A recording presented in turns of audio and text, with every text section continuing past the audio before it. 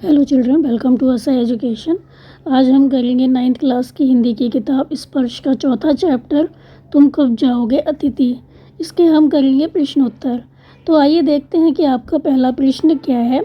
आपका पहला प्रश्न है, अतिथि कितने दिनों से लेखक के घर पर रह रहा है। आंसर होगा अतिथि जो है, मेहमान जो है वो लेखक के घर पर पिछले 4 दिनों से रह रहा था और अभी तक वो जाने का नाम नहीं ले रहा था। अगला प्रश्न है, कैलेंडर की तारीखें किस तरह फड़फड़ा रही हैं। आंसर होगा कैलेंडर की तारीखें अपनी सीमा में नम्रता से पंछी की पंखों की तरह फड़फड़ा रही हैं। फिर है, पति पत्नी ने मेहमान का स्वागत कैसे किया।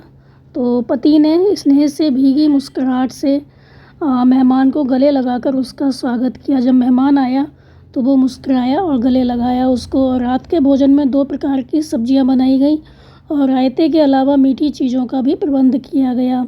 और उनके आने पर पत्नी ने उनका स्वागत सादर प्रणाम करके किया। अगला प्रश्न है, दोपहर के भोजन को कौन सी गरिमा प्रदान की गई। तो दोपहर के भोजन को लंच की गरिमा प्रदान की, अर्थात दोपहर के भोजन को लंच जैसा शानदार बनाया गया। तो दोपहर का भोजन था बहुत शानदार बनाया गया। अगला है, तीसरे दिन सुबह अतिथि ने क्या कहा।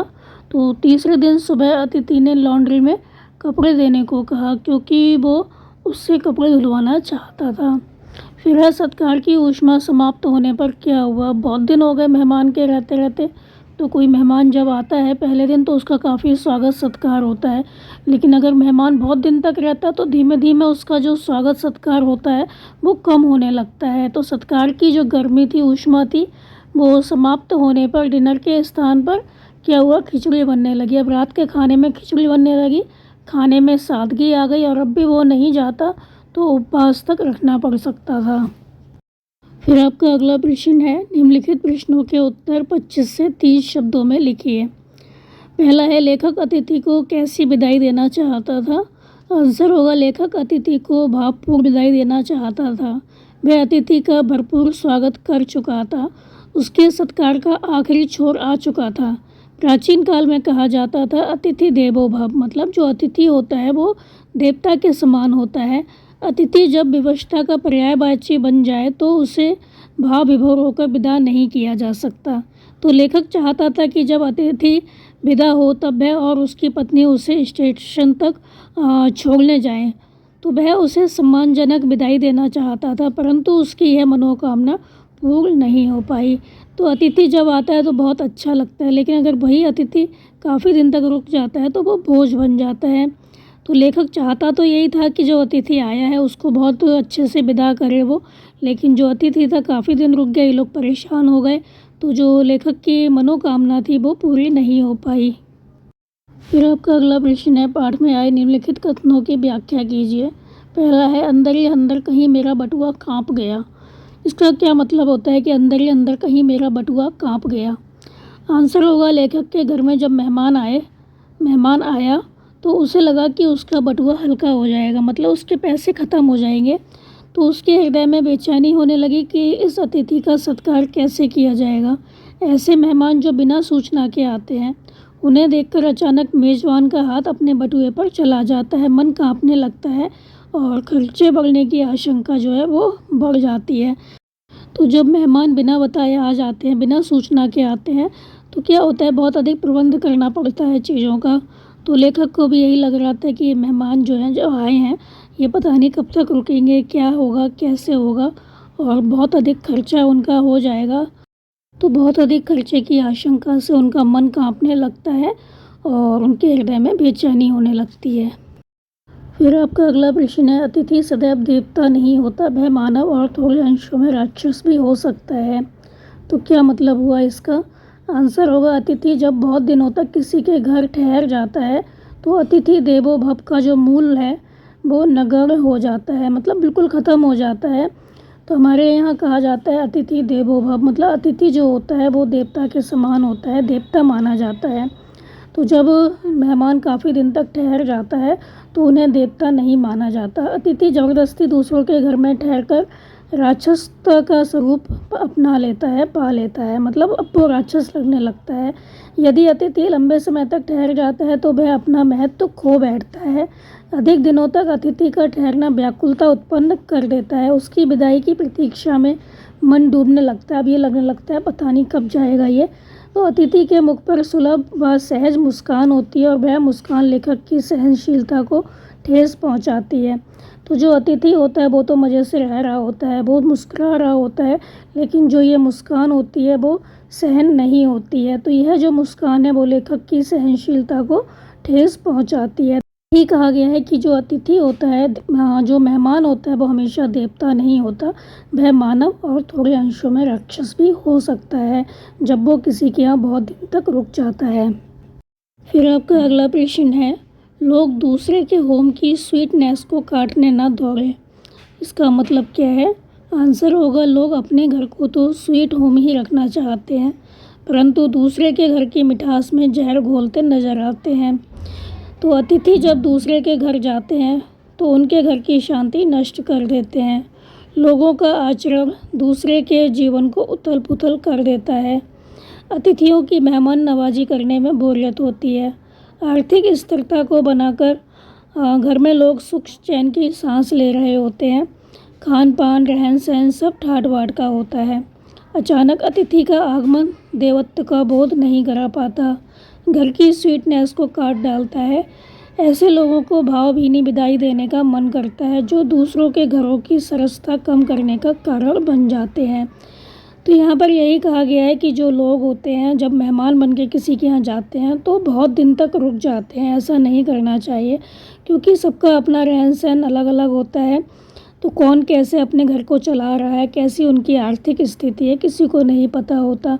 तो जब मेहमान आता है तो उसका खूब स्वागत सत्कार किया जाता है, तो मेहमान खुश हो जाता है और खुश होकर वो लंबे समय तक रुक जाता है। लेकिन इससे क्या होता है, जो मेज़बान होता है वो परेशान हो जाता है। अब उसको लगता है अतिथि जो है वो देवता नहीं बल्कि राक्षस नज़र आने लगता है। तो उसका जो स्वागत सत्कार उसने जितने ज़ोर शोर से किया था वो अब क्या होता है, धीमे धीमे ख़त्म हो जाता है। अब वो उसकी इतनी मेहमान नवाजी नहीं कर पाता जितनी कि उसने शुरू में की थी। तो बहुत दिन तक किसी के यहाँ जाके रुकना नहीं चाहिए, तो एक आध दिन रुकने के बाद वापस आ जाना चाहिए। तो लोग दूसरे के होम की स्वीटनेस को काटने ना दौड़ें। तो ऐसा ना करें कि दूसरे के घर की जो स्वीटनेस है उसको वो ख़त्म कर दें बहुत दिन रुक कर। फिर है आपका अगला प्रश्न कि मेरी सहनशीलता की वह अंतिम सुबह होगी। तो मेरी सहनशीलता की वह अंतिम सुबह होगी क्या मतलब है? तो आंसर होगा, अतिथि यदि एक दो दिन के लिए ठहरे तो उसका आदर सत्कार होता है, परंतु जब अधिक दिन ठहरता है तो मेज़बान की सहनशीलता की जो सीमा होती है वो टूट जाती है। उससे अधिक उस अतिथि को झेलने की क्षमता जो होती है उसमें समाप्त हो जाती है। फिर ऐसा मन करता है कि जो अतिथि है उसको घर से बाहर निकाल दिया जाए, उसको कह दिया जाए गेट आउट। और आतिथ्य सत्कार में भी अंतर आ जाता है। बहुत दिन तक अगर व्यक्ति रुक जाता है तो उसका जो अतिथि सत्कार हो रहा होता है वो धीमे धीमे कम होने लगता है। अतिथि अपने देवत्व को खोकर राक्षसत्व का बोध कराता है। अब जो व्यक्ति है, मेहमान है, वो ऐसा नहीं लगता कि वो देवता है, अब तो वो राक्षस लगने लगता है। तो यहाँ पर यही बताया गया है कि जो मेहमान होता है अगर काफ़ी दिन तक रुक जाता है तो उसकी मेहमान नवाजी कम हो जाती है और जो मेज़बान होता है उसकी सहनशीलता ख़त्म हो जाती है, क्योंकि उसका आदर सत्कार करते करते वो परेशान हो जाता है। फिर एक टाइम ऐसा आता है उसका मन करता है कि जो मेहमान है उसको घर से बाहर निकाल दिया जाए। उसकी जो आदर सत्कार हो रहा होता है, उसका जो आतिथ्य सत्कार हो रहा होता है उसमें भी अंतर आ जाता है। अब चीज़ें जो ज़्यादा बन रही होती हैं वो धीमे धीमे कम हो जाती हैं। तो जो अतिथि होता है अब देवता नहीं लगता बल्कि वो राक्षस लगता है। तो वो जो मेहमान होता है अगर ज़्यादा दिन रुक जाता है तो जो मेज़बान होता है उसकी सहनशीलता की जो सीमा होती है वो टूट जाती है।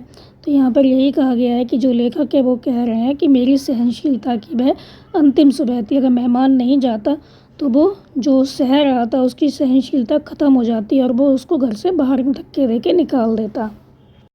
फिर आपका अगला प्रश्न है, एक देवता और एक मनुष्य अधिक देर साथ नहीं रहते, क्या मतलब है इसका?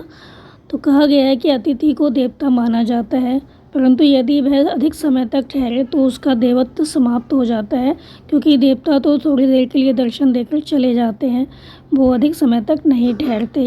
तो यदि अतिथि को देवता माना जाए तो वह मनुष्य के साथ ज़्यादा नहीं रह सकता, दोनों को सामान्य मनुष्य बनना पड़ेगा। देवता की पूजा की जाती है। देवता तो थोड़ी देर के लिए दर्शन देते हैं और चले जाते हैं, क्योंकि देवता यदि अधिक समय तक ठहरते हैं तो उनका देवत्व समाप्त हो जाता है और वो एक दूसरे के प्रति अपना सम्मान का जो भाव होता है वो खो देते हैं।